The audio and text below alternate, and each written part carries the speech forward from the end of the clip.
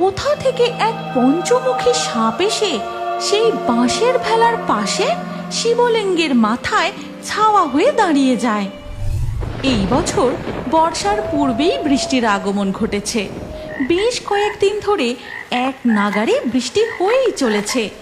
মাঠে ঘাটে চারিদিকে জল জমতে শুরু করেছে।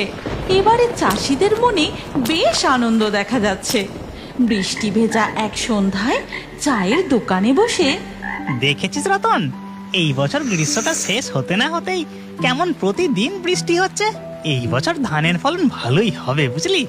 এই সবই ভোলা মহেশ্বরের কৃপা। হ্যাঁ রে ভাই অনন্ত, আমি তো ঠিক করেছি এবছর ধান বিক্রি করে বাড়িটা পাকা করব। না হলে এই বর্ষা বাদলের দিনে খড়ের চাল দিয়ে যে ঘরে টপ টপ করে জল পড়তে থাকে। এভাবে চায়ের দোকানে বসে বৃষ্টির আমেজের মধ্যে চাষবাস আর শ্রাবণ মাসে শিব মন্দিরের পুজো নিয়ে নানান রকম আলোচনা হতে থাকে। আর চল তবে, অনেকটা রাত হয়ে গেল, এবার বাড়ি ফিরে যাই। এরপর যে যার বাড়ি ফিরে যায়। রাত বাড়ার সাথে সাথে বৃষ্টি আরও বাড়তে থাকে। ঘন ঘন বজ্রপাত হতে থাকে। কেউ বুঝতেই পারে না এই বৃষ্টি তাদের জীবনে আশীর্বাদের পরিবর্তে প্রবল অভিশাপ ডেকে আনতে চলেছে। পরের দিন সকালে অনন্ত হন্তদন্ত হয়ে ছুটতে ছুটতে রতনের বাড়ির দিকে যায়। ভাই রতন, বাড়িতে আছিস? শিগগিরই বাইরে বেরিয়ে আয়, এদিকে যে সর্বনাশ হয়ে গেছে। কি হয়েছে রে, তুই এরকম হাঁপাচ্ছিস কেন? সর্বনাশ হয়ে গেছে রে, সমস্ত জমিতে 1 হাঁটু করে জল দাঁড়িয়ে গেছে, সমস্ত ফসল নষ্ট হয়ে গেছে। দামোদর নদীর বাঁধ ভেঙে গ্রামের দিকে জল ঢুকতে শুরু করেছে। এইভাবে গ্রামে জল ঢুকলে তো গ্রামে বন্যা দেখা দেবে রে।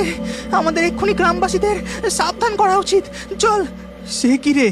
হ্যাঁ হ্যাঁ, তুই ঠিক বলেছিস, চল চল, শিগগিরই চল। এরপর তারা ঘুরে ঘুরে গ্রামের সকলকে সাবধান করতে থাকে এবং গ্রামের সকলে মিলে এক জায়গায় জমায়েত হয়।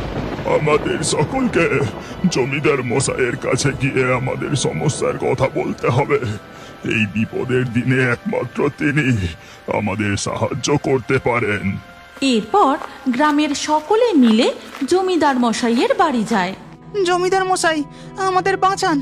এই একটানা প্রবল ঝড় বৃষ্টিতে নদীর জল উপচে নদীর বাঁধ ভেঙে গ্রামে ঢুকছে। কিছুক্ষণের মধ্যেই গ্রামে বন্যা দেখা দেবে। এই গ্রামে একমাত্র আপনারই পাকা বাড়ি। আপনি আমাদের কিছুদিনের জন্য আপনার বাড়িতে আশ্রয় দিন জমিদার মশাই। আমার বাড়িতে আশ্রয়? না না, ওসব হবে না। আর কিছুদিনের মধ্যেই আমার বাড়িতে বড় করে ভোলে মহেশ্বরের পুজো করব। এর মধ্যে আমি আমার বাড়িতে তোদেরকে রাখতে পারবো না। কিন্তু এই বন্যায় আমরা কোথায় যাব জমিদার মশাই? সে আমি কি করে জানবো? নিজেদের ব্যবস্থা নিজেরাই করে নাও। এই বিপদের দিনে আপনি কি বলছেন জমিদার মশাই? হ্যাঁ হ্যাঁ, যা বলেছি ঠিক বলেছি। যাও যাও, বেরো এখান থেকে। এদিকে স্বর্গে বসে মাতা পার্বতী মহাদেবকে বলেন, দেখছেন মহাদেব, আপনার ভক্তদের এই বিপদের দিনে আপনার আর এক ভক্ত তাদের সাথে কেমন নিষ্ঠুর ব্যবহার করছে। হ্যাঁ পার্বতী, আমি সবই দেখতে পাচ্ছি। মহাদেব, এই প্রবল ঝড় বৃষ্টি, আকাশে এমন ঘন কালো মেঘ, এর কারণ আপনি কি কিছু বুঝতে পারছেন? হ্যাঁ পার্বতী, ওই দিকে দেখো। এদিকে মর্তে তখন দেখা যায় এক গভীর জঙ্গলে কালনাগ আর নাগিন তাদের মুখ থেকে কালো ধোঁয়া ছাড়তে থাকে, যার ফলে আকাশ ঘন কালো মেঘে ঢেকে যায় আর বৃষ্টি থামার কোনো নামই নেয় না। নাগিন, এবার আমরা আমাদের প্রতিশোধ ঠিকই নেব। এই গ্রামে আমরা মহাদেবের পূজা কিছুতেই হতে দেব না। গোটা গ্রামকে বন্যার জলে ডুবিয়ে দেব, ঠিক যেমন ভাবে আমরা স্বর্গে বন্যা সৃষ্টি করেছিলাম। ঠিক বলেছ কালনাগ, অনেক কষ্টে আমরা পাতাল থেকে বেরিয়ে এসেছি। এবার আমরা ওই মহাদেবের ভক্তদের শাস্তি দিয়ে এর বদলা নেব। এই কথা বলে তারা আবারও মুখ দিয়ে কালো ধোঁয়া বের করতে থাকে। এই প্রবল বৃষ্টিতে গোটা গ্রাম বন্যার জলে ডুবে যায়। গ্রামের সমস্ত ফসল নষ্ট হয়ে প্রায় প্রত্যেকের বাড়িতে খাবার শেষ হয়ে আসে।